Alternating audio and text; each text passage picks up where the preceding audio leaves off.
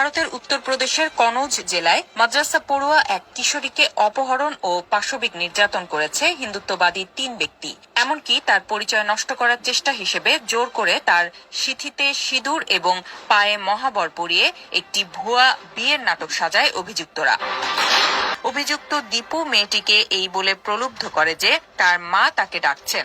সরল বিশ্বাসে মেয়েটি কাছে এগিয়ে গেলে তাকে জোরপূর্বক টেনে শেখপুরার একটি বাড়িতে নিয়ে যাওয়া হয়।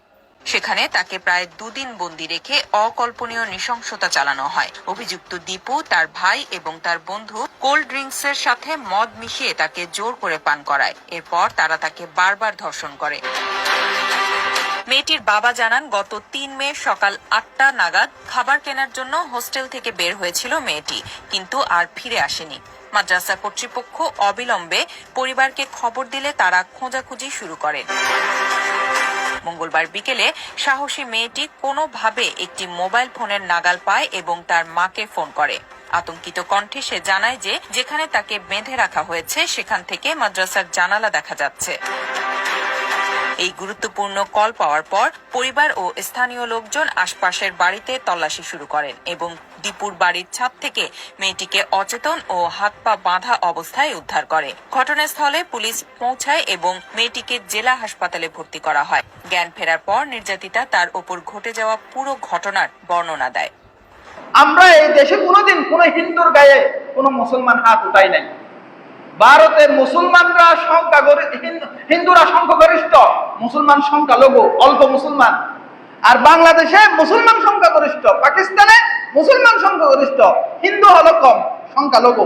কিন্তু পাকিস্তান এবং বাংলাদেশে এরকম কোনোদিন ঘটনা ঘটে নাই যে বাঙালিরা হিন্দু পরিবারে গিয়ে আক্রমণ করছে, বাঙালিরা কোনো হিন্দুর উপর অনর্থক আক্রমণ করছে, এরকম ঘটনা ঘটে নাই। আলহামদুলিল্লাহ, এটা সম্প্রীতির উদাহরণ। কিন্তু আমরা আফসোস, আমাদের পার্শ্ববর্তী দেশে ভারতে কেন আমাদের মুসলমান ভাইদেরকে এভাবে আক্রমণ করা হলো, মারা হলো, তাদের ব্যবসা বাণিজ্য ধ্বংস করে দেওয়া হলো। অতীত এরকম ছিল, এখন এটা আবার জাগ্রত হচ্ছে। এটার আমরা সচেতনতা বৃদ্ধি করি, তীব্র নিন্দা জানাই এবং বাংলাদেশের যারা সরকার আছে, বিরোধী দল আছে, তাদেরকেও আহ্বান জানাই যেন জোরালোভাবে এটা তীব্র নিন্দা জানানো হবে। আমার মুসলমান ভাই পৃথিবীর যেখানেই নির্যাতিত হবে, আমার অন্তরে ঈমান থাকলে তাদের পক্ষেই আমাকে কথা বলতে হবে, নাইলে আপনার ঈমান পরিপূর্ণ নাই।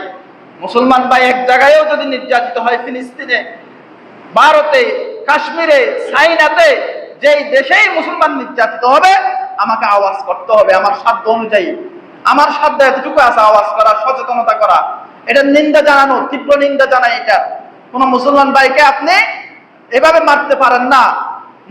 পুরা মুসলমান জাতি হলো একটা বডি, একটা শরীরের মতো। শরীরের একটা হাতে যেরকম আঘাত পেলে পুরো শরীর আক্রান্ত হয়, একইভাবে মুসলমানের একজনও যদি নির্যাতিত হয়, তোমার মধ্যে আমার মধ্যে ঈমান থাকলে আমি এই কষ্ট ব্যথা অনুভব করব। তাই সম্প্রতি এই ঘটনার আমরা তীব্র নিন্দা জানাই। ভারতে একটা হিন্দু উগ্রবাদী সংগঠন আছে, ইসকন, আমাদের বাংলাদেশে তাদের শাখা, ভারতে RSS। সব হিন্দুরা কিন্তু খারাপ না। আমার বয়ান যারা হিন্দু ভাইয়েরা শুনতেছে, খুব খেয়াল করে শুনবেন।